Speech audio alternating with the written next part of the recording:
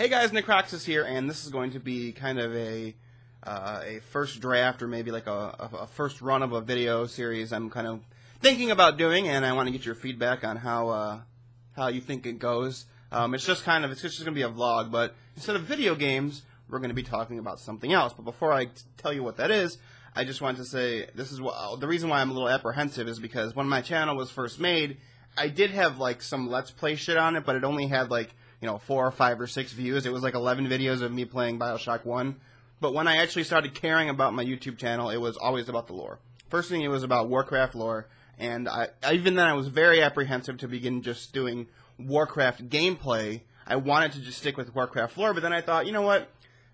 The channel shouldn't just be about Warcraft lore, because that's very narrow in scope, and it's kind of, I would say even maybe naive to think that a channel can survive just on Warcraft lore, because even the biggest Warcraft lore channels out there don't just do Warcraft lore. So then I moved to Warcraft gameplay, and then after that I just moved back into like Let's Play stuff. And I'm still pretty cool with doing all of that, but now this is talking about anime, and I don't consider myself as much of an expert in anime as I guess I would say Warcraft lore, which I would consider myself an expert in. But I'm a huge fan of this series, and I kind of want to talk about it and get your guys' thoughts and how you guys feel about how the season has gone thus far. So this episode, as you could tell from the video title, I don't know why I'm pretending to be vague about it, is about The Legend of Korra, Book 3, Change is what it's called, episodes 1 through 5. And I'm covering 1 through 5 because I didn't actually start watching this book when it first started with the first 3 episodes. And the only reason I didn't was because I wanted to recap books 1 and 2, and I was still watching book 2 when book 3 came out. So I kind of waited like a week, and I watched all 5 episodes in one shot last night, and I just wanted to talk about them. So I'm going to be going in order of each episode, and it's just kind of going to be like a first impressions or like a general thoughts.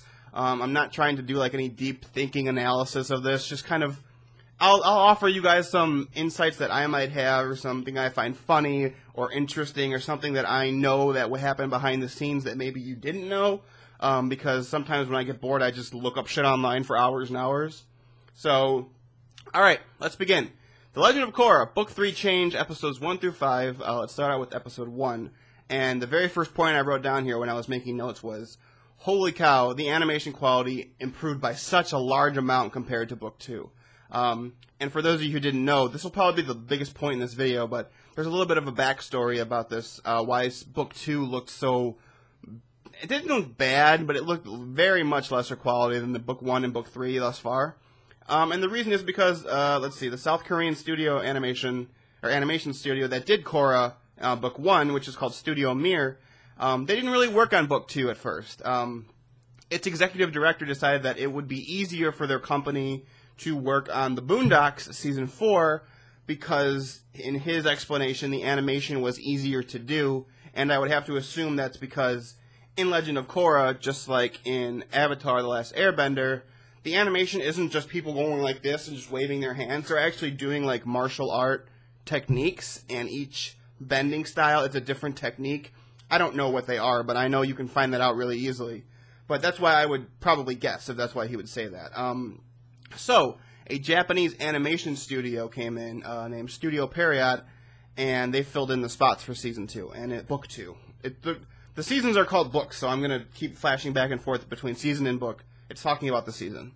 And so, Studio Period came in and filled in the spots for Season 2, and it's very clear that they did. One of the biggest complaints that I heard, and I also agreed with, regarding Book 2 was how worse the animation looked.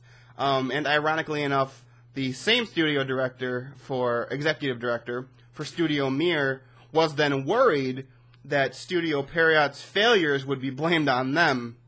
So when they were contacted by Nickelodeon and the creators of Avatar to come back in and begin doing parts of the season again, they did. Regardless of the politics behind the scenes, Studio Period's animation quality was very clearly of a lesser quality than Studio Mir's. And like I said, the quality of the animation was a huge complaint I heard over and over and over again. But luckily, Studio Mir is back doing Book 3 again, and I'm so happy they're doing so. And if you don't even know what I'm really talking about or didn't notice this yourself, a very easy way to determine the difference in quality between Book 2 and Book 3 is to go back and watch a Book 2 episode and look for a scene that focuses heavily on a character's face. And like a very close-up face shot where they're talking or doing something or trying to display an emotion. And then do the same thing for Episode 3, or Book 3. And there are already a couple of parts in the episodes that do this, that also focus on a facial animation and like emotional kind of thing. And the difference is very, very clear. So I'm very glad the animation is back to the level that it should be. And yeah, so that's the biggest point thus far I think I'm going to make about all 5 episodes. So let's move on to more things about Episode 1. I really do like Korra's air glider. I think it's cool that it's blue. It really solidifies her status as a true airbender now. Although it is true that at the end of Book 1, she does begin to airbend. However, we don't really see her using it a lot throughout Book 2. She does here and there. But in Book 1, Book 3, excuse me, she kind of just starts doing it like more often, at least on the same level as all of the other bending styles. So, in my mind, they did that to, signify that she's become a true airbender and, following in Aang's footsteps. And now she has her own air glider. I like to see that little confirmation. She finally has connected to the spiritual side of airbending, which was a huge issue that she had in Book 1 that Tenzin talked about over and over and over again. And after going through all of the spiritual stuff she does in Book 2, it was a great confirmation, basically. It was also glad to see the president of Republic City is still an asshole. I really hope the former council members realize what a terrible decision it was to give up their positions in favor of an elected president position. Him banning Korra at the start of Episode 1 was kind of funny unintentionally, because to me it came off very childish and kind of like, haha, you can't come into the city anymore, yeah! And it also was just almost 100% I'm positive about this. It almost was just totally, we need a storyline reason why they can't come back. So that's the reason. So then moving on, can I just note that I still can't stand Mako. He's such an uninteresting character. He's almost an entire singular storytelling trope, and that's all that he is. And that's a boring character to me. The good-looking, brooding teenage boy who dates the 2 main female characters and causes a love triangle. It's like, that's not an interesting character. I've seen it a million times. In fact, Zuko was kind of like this in the first series. But, before you start flaming me, I will say that Zuko also had an actual character development and a character arc where he changed. Mako seemingly has not. It's been 3 seasons now. You can't make the excuse that they're still building up to something, because at this point, with Zuko from the first series, going at the third season at this point in the first series, Zuko has changed a lot. And the fact that they still haven't changed anything with Mako just makes me think that the only reason he's there is to further the plot of Korra by producing this fake bullshit love storyline that I know it's true they're not bringing back for this season. Ooh, my mic. They're not bringing back for this season, but it's kind of established his character for the first 2 seasons, and they really haven't done anything else yet. Later on, I'll get into something a little bit, the first connection I ever feel with Mako as a character, but up to this point in the first episode, I'm still like, every time I see Mako on the screen, I just want to like fast forward the episode, because I don't care what he's talking about. I'm also glad that Bolin later on points out the fact that there are a bunch of trope characters in this series, because that self-awareness is spot on. I'm still waiting for something interesting to happen to Mako that, gives me even the reason to even care about the tiniest shit about him, and I just don't at this point. Boomy becoming an airbender was fantastic. I can't wait to see how they develop that. It's a very interesting twist to say that Korra keeping the spirit world open is now suddenly meaning a bunch of new airbenders are coming out. I suppose that's a way around the very real possibility that Tenzin's 3 children might not have airbender kids, because remember, Aang himself only had 1. So I guess that's a way they can get around it from a storytelling perspective, in case the 3 children either die somehow, or, they don't have children that are airbenders, and so that the airbender line can still continue on. They just make a bunch of airbenders out of nowhere. Also, I don't know if this is me missing them explaining this, or the fact that it's just airbenders, but I kind of find it weird that the spirit world's left open, and the only benders that just randomly come about are airbenders. Did I misinterpret that, guys who watch this? Or is it just airbenders who are becoming... Is it just non-benders becoming airbenders? Because I don't think I remember any other kind of non-bender becoming any other bender besides an airbender. So, I don't know. I don't know if that's an actual point or me missing something that they said, but, you know, leave that in the comments below. I'm really curious about that one.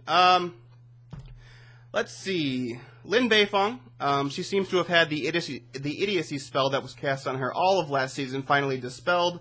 You know, Mako actually tells her something, and she actually believes him. Whew.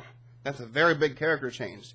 In Book 2, she was just randomly against him, and it kind of made no sense based on all of the stuff that happened with her and him in Season 1 to make her just randomly, like, think he's an idiot for the entirety of Book 2.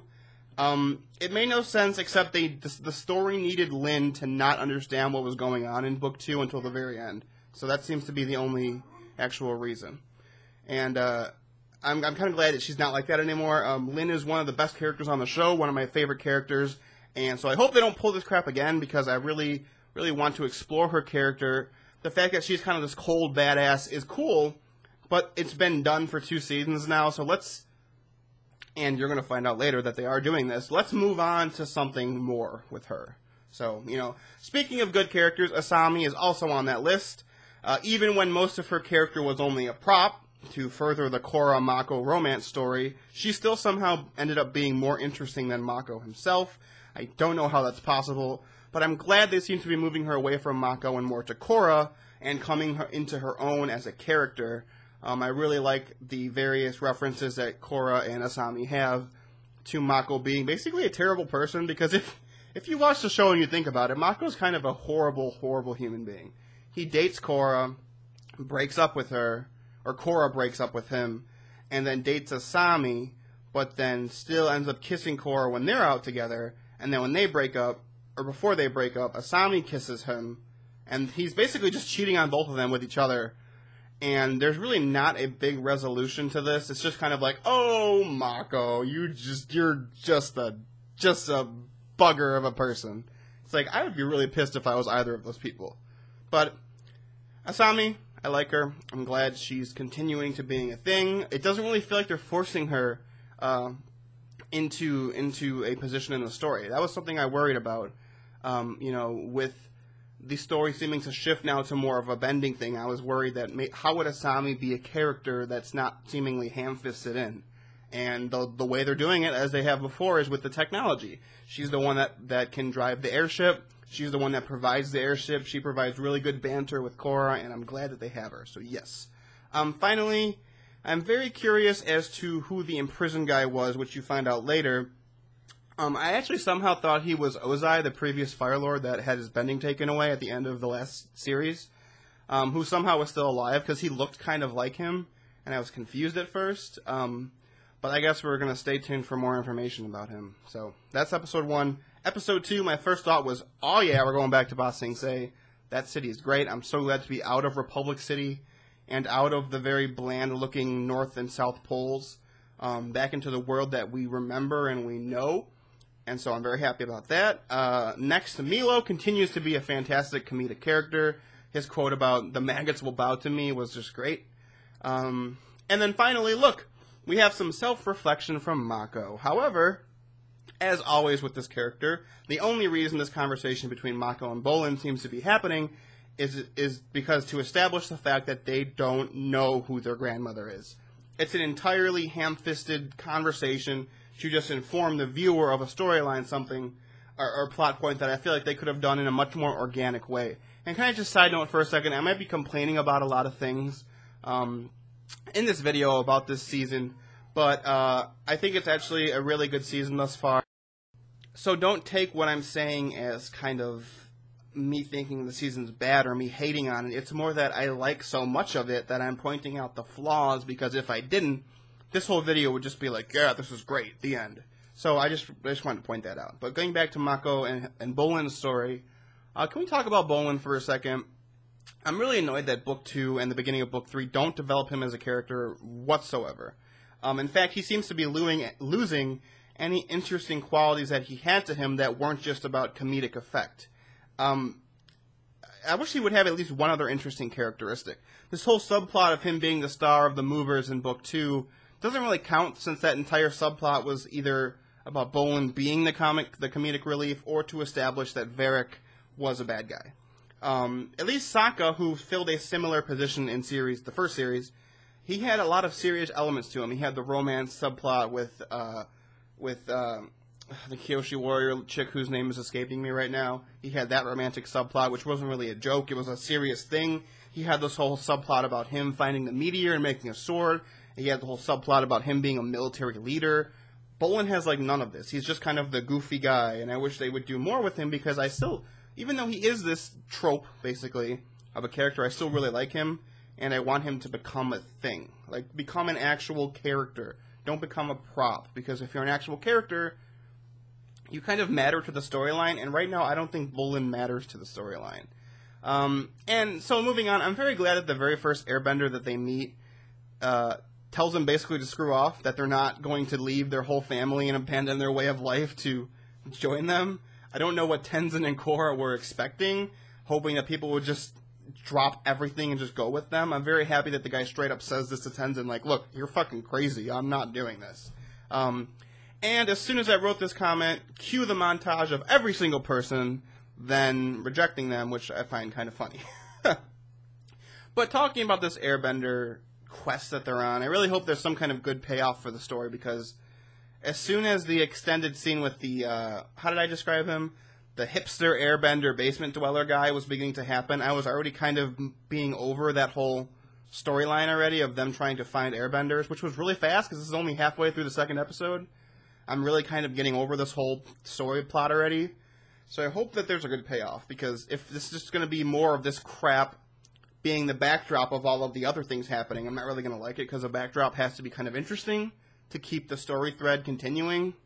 So I hope that they do something with it. And then we get to when the armless waterbender girl, the prisoner, is free. I don't remember her name. I don't even know if they gave her a name.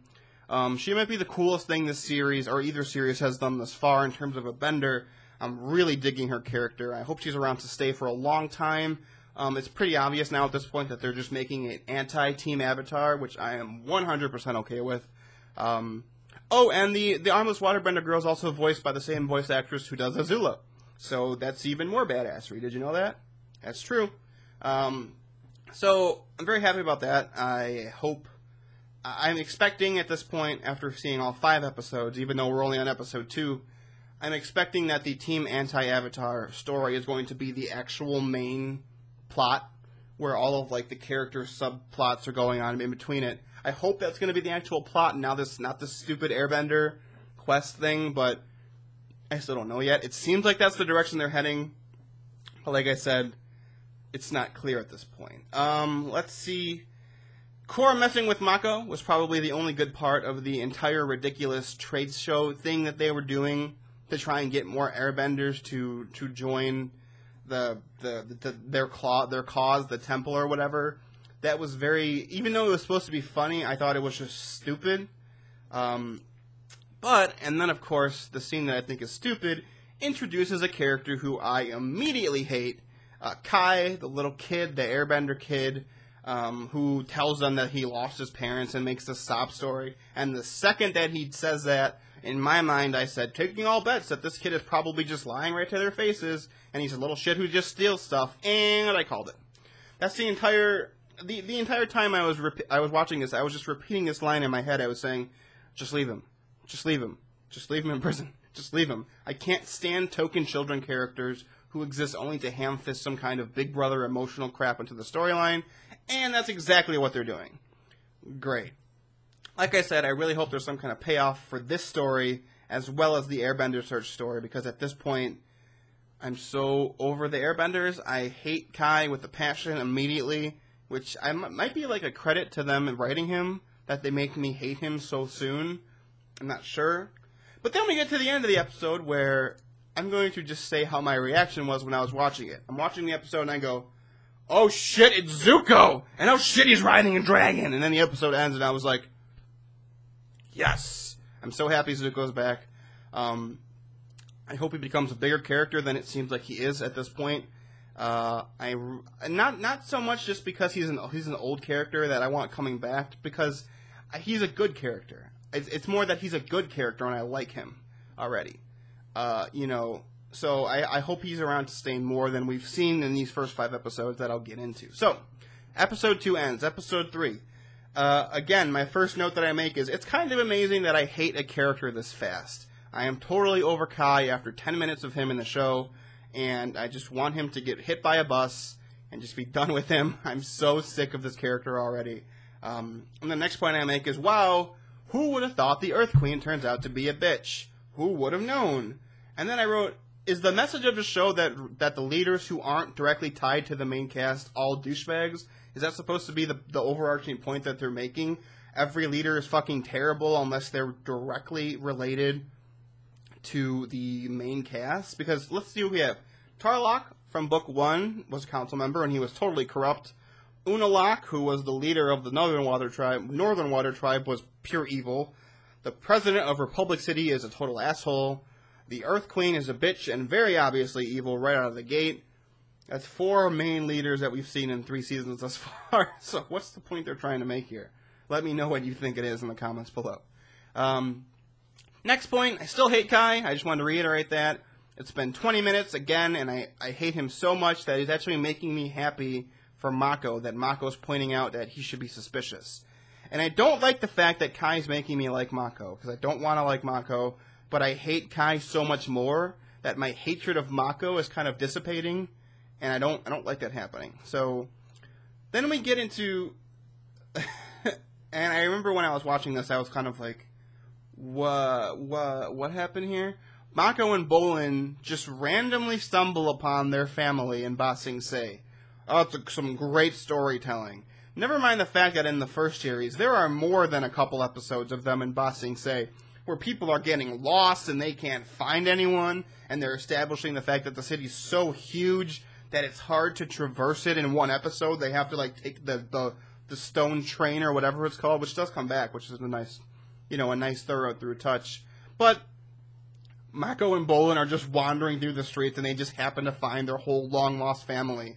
And it was really ridiculous. I couldn't suspend my disbelief that much when they did this. So that was very, very ham-fisted. And, I wasn't really impressed with the storytelling in that point. But then we cut to the Northern Water Tribe, and I'm really happy to see Eska and Desna back, leading their tribe in place of their father. Zuko's with them, and though it might be comedy overload to have Zuko, Eska, and Desna, I'm still totally okay with it because I like all of those characters. They pull off their comedic elements well. You know why they act the way that they do, not just... I guess you know why they act that way, not that they just act that way. Like, Bolin kind of just acts like an idiot, but you know why Eska, Desna, and Zuko act goofy. Like, we've seen their characters and why they do that. So, I guess that's the difference, I would say, between the comedic elements of Bolin versus Eska, Desna, Zuko, and some of the other comedic elements in the show and both series. So, and then we cut back to Asami, and I'm glad that we still see that Asami is somehow getting more mileage out of that shocking glove that she's had for 3 seasons now. But that scene ends with Korra totally knowing she's doing something wrong and continues to do it again, something she does all 3 seasons thus far. And I really wish that she would get past this fact that when she's doing something wrong, she says, look, I'm doing something wrong and I need to stop it. Not that she does something that she knows is wrong and then goes, oh no, I have to fix it. Because that's exactly what happens this episode. She knows taking the money from the people back to the Earth Queen is wrong, but she still does it, and she still gives the money to her, and whoa, who would have thought the Earth Queen kicks her out and doesn't tell her anything about the Airbenders, the entire reason she's doing this. Korra, you might not be the smartest person, but you have a lot of characters around you who are intelligent. Tenzin, why don't you tell Tenzin about this? And Tenzin would totally be like, look, she's a fucking, you're being an idiot. The Queen's obviously evil. Don't do anything for her. Just look for the Airbenders on your own, because she's not going to help you. And she doesn't. What a surprise. So, that was my little mini rant on Korra being an idiot, who is what she's been this whole time, and I'm kind of over that. But, So then the episode flashes back to the north again, and we get maybe the best scene ever that's ever existed. We get Asuka, Desna, and Zuko in the elevator talking about the ways that they have each tried to kill their respective avatar, with Korra's dad standing right there. You have Zuko saying, he hired Combustion Man to kill Aang, and Asuka and Desna, or at least Asuka saying she tried to kill Korra because she broke up her wedding, and everyone's just standing there stone faced as they're talking about it. And I thought it was great. And can I also say, we cap off this scene by the whole anti-Team Avatar releasing more prisoners. And I'm so much more interested in this storyline than really any other storyline. Up until Season 5, which we'll get into the Lin subplot, I'm much more interested in this than anything else besides maybe the Lin subplot. So I hope that this becomes, like I said earlier, the thorough through, or whatever you want to call it, the linking story chain throughout the whole season, because I think it's much more interesting. But then we cut back to Mako and Bolin, which isn't... But, however, this is actually the first touching scene I've ever felt Mako had as a character, with him giving his grandmother his dad's scarf that, his grandmother hadn't seen in, 20 years or whatever, who's now dead.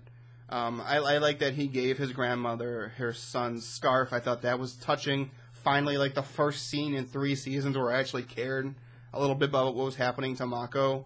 But once again, Bolin acts like a fucking idiot again, and it ruins it because he has no other elements of a character except for comedic. They didn't even have to add that scene at the end of that scene where Bolin's naming off all of their relatives. It's we get it. We see the whole room of people. There's a lot of people there. You didn't need to have that scene. It was supposed to be a emotional scene, and then they kind of ruined it with the comedic shit. So then we get to the end of the episode, and I have a simple question. Why the hell would the former Earth King, who is the father of the Earth Queen, who is now dead, the Earth King is dead, that is, why would he keep around the Dai Li after he knows what they did to him? I don't understand. Basically, my question is, how are the Dai Li still around? How are they still a thing after everything they did in the first season?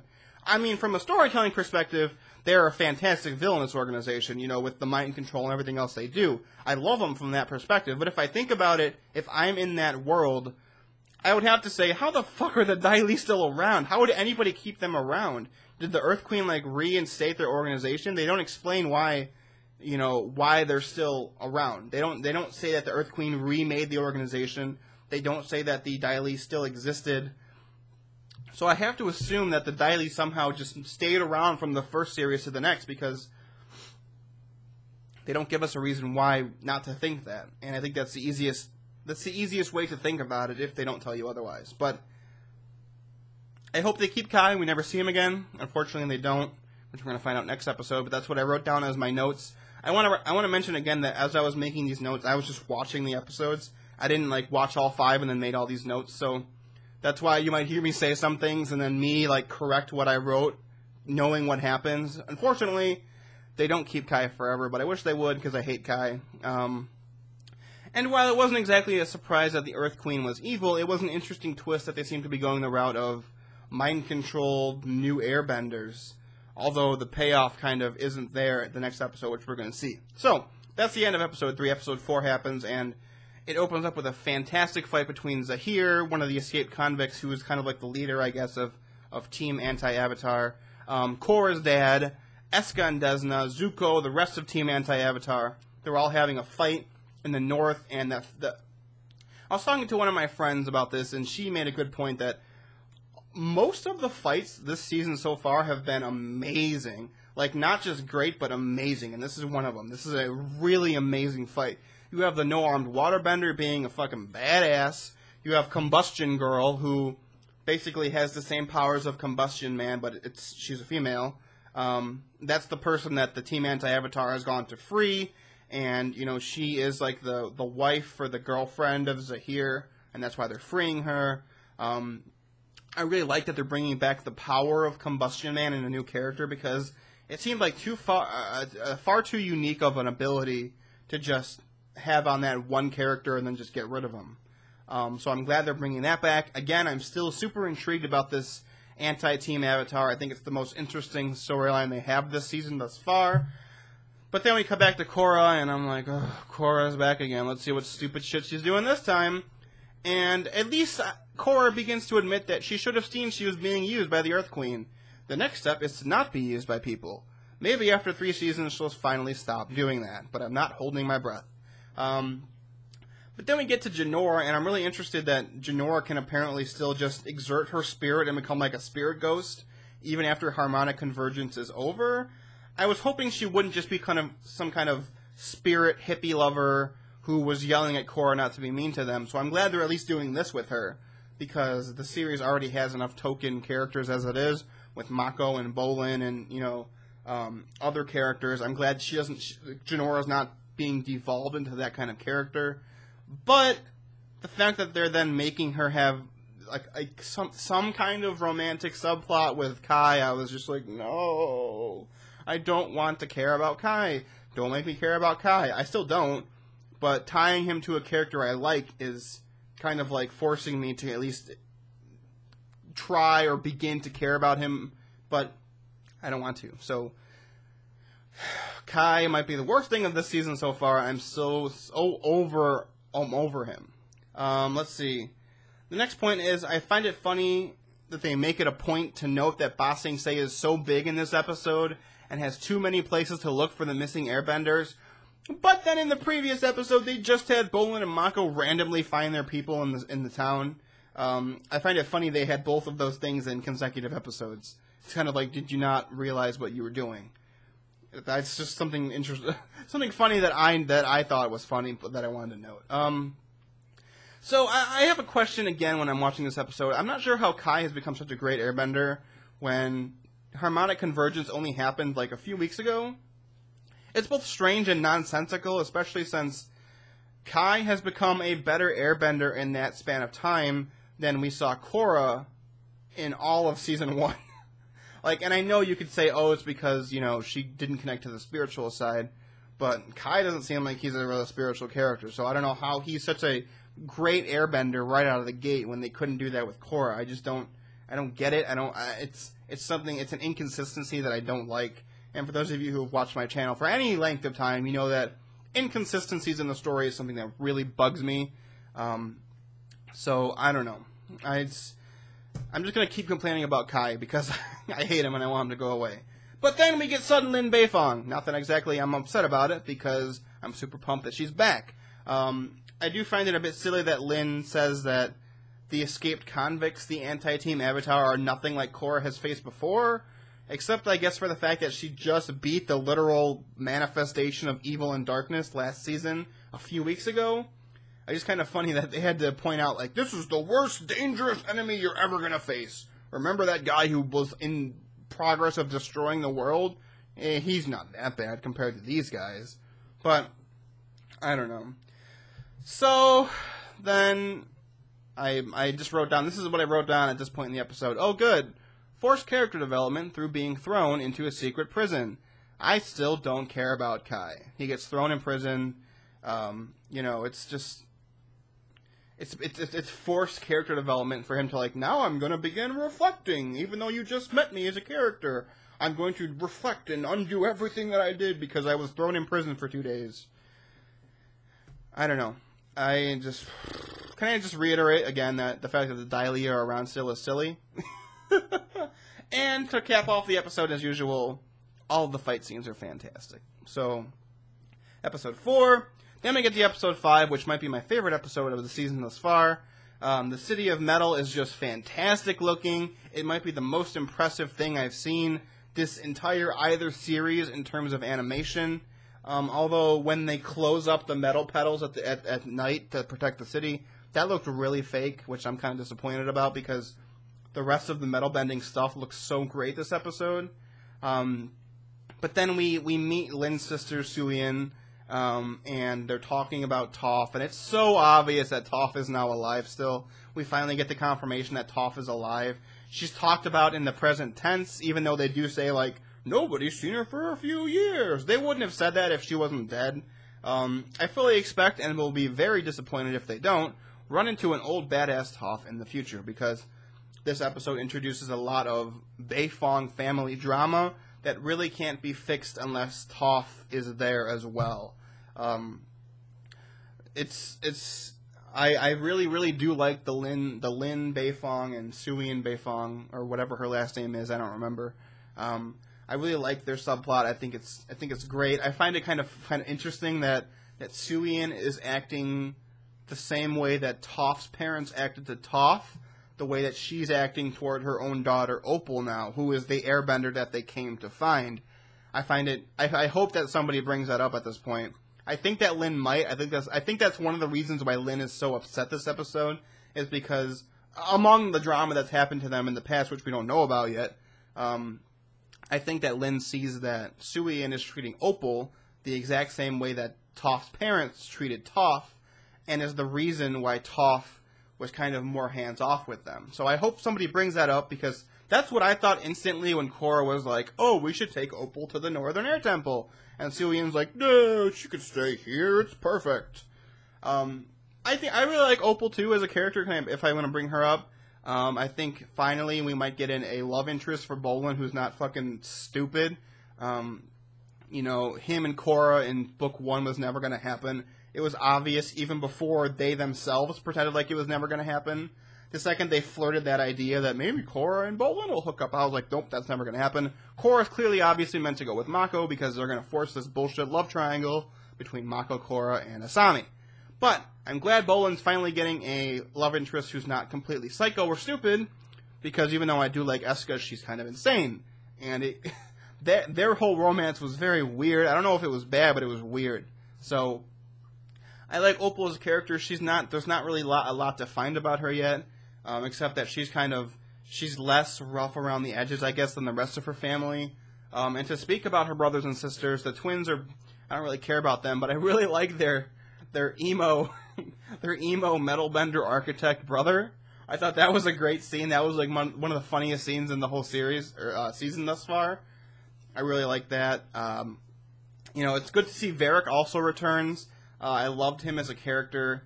I'm glad to see him back. Lin makes a good point. They just have like a criminal in their house, and they're totally fine with it. So yeah, overall, this seemed like more of an episode where it set things up, and there wasn't a payoff because they were still setting things up. They're setting up the whole family drama. It was almost the entire setup of the episode.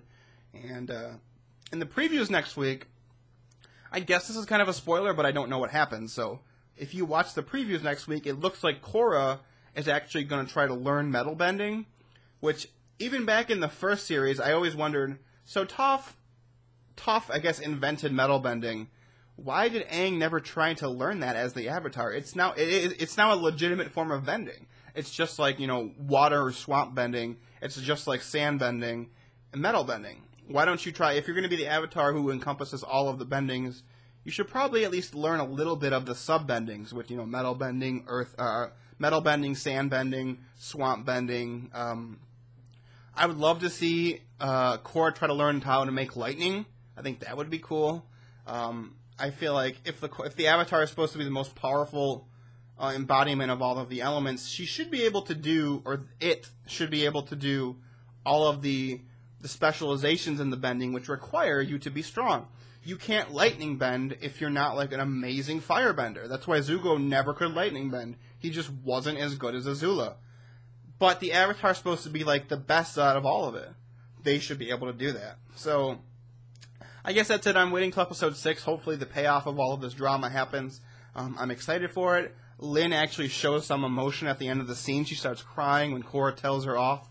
Rightfully so. Korra tells her off rightfully so. But still, I was like legitimately sad when you see Lin's like facade begin to crack and she starts crying when she leaves the room. I like that. It made me really emotionally connect with the character who I already really like. So I'm very happy about Lin. She is quickly becoming my favorite character. If I had to say who my favorite is now, it might be Tenzin. I really like Tenzin, and I really haven't mentioned him a lot this whole video. But I guess I'll point out a couple episodes ago, there's a moment where, oh no, it's this episode, I believe. I'm mixing up the episodes. There's a part in whatever episode where they've freed the airbenders from Ba Sing Se, and they're all standing there, and Tenzin's like, look, I can take you to the Northern Air Temple. You can train to become new airbenders. And they all start standing up, and they're like, I'll go with you, I'll go with you, I'll go with you. And Tenzin starts crying. And that was, aside from Lin beginning to crack, that was the best part of all of these episodes. So, Tenzin might be my favorite character. Lin might be my second favorite character. But Lin is quickly becoming my first. And I find it funny that they are my two favorites because they were once together. So, that's a little funny, quirky side note, I guess. But, there you go, my review, I guess, maybe? My review of the first 5 episodes. Let me know if you like this. I personally, after having finished recording it, it seems kind of nonsensical right now, but I'm going to release it because screw it. But, I guess the way if I wanted to point out how to make this not as nonsensical is, if you haven't seen the first 5 episodes yet, first of all, why are you watching this? I spoiled everything for you. But I guess watch each episode and then watch this part of the video, because the way the notes are laid out is in order of how things happen in each episode. So, for example, the last episode episode 5, I say, you know, the City of Metal is just fantastic looking, because at the very beginning they go there, you see the big shot of the whole city, and that's, like, I make my points in the order of how I'm watching the episode, instead of, like, just consolidating them at the end and making one kind of paragraph, I guess. I like it that it's more reaction-based, because I feel like a lot of the times when we go back and we review stuff, we change how we feel about it to make it seem like maybe more coherent, maybe not coherent, but better. And I think that, like, first reactions are very, very important, because I think that's how you actually feel, as compared to you changing your opinion to make it seem something else. So that's why I made this video in this way, I guess, if I had to try and explain my nonsense. But thanks for watching, everyone. Let me know if you want to continue doing this for the next episodes. It won't be nearly as long, because if I do, it'll just be for, you know, each 2 episodes they're releasing, because for some reason Nickelodeon's releasing 2 episodes at a time. And I didn't touch upon this in the video, but Nickelodeon, you're kind of ruining your own show. You gave people a week notice to say that, oh, the season's coming back. You are releasing 2 episodes at a time. It's just, and you're wondering why there's low viewership, because people fucking just don't know when the show's coming on. They don't know when you're going on break. They don't know when you're coming back. Nickelodeon, the show is great. I mean, it might not be as good as the first series, but it's close. It's close. But stop ruining the show by doing dumb executive decisions, because that's what's ruining it, not the show itself. But, okay, that's it. Thanks for watching, everyone. Leave any comments you wish in the comments below. Likes, dislikes, you hate me, you love me, you know, whatever. I don't care. If there are negative comments, expect me to be salty and comment back in a salty manner, because I can't help myself. So, thanks again, everyone. I'll see you next time, and yeah, farewell.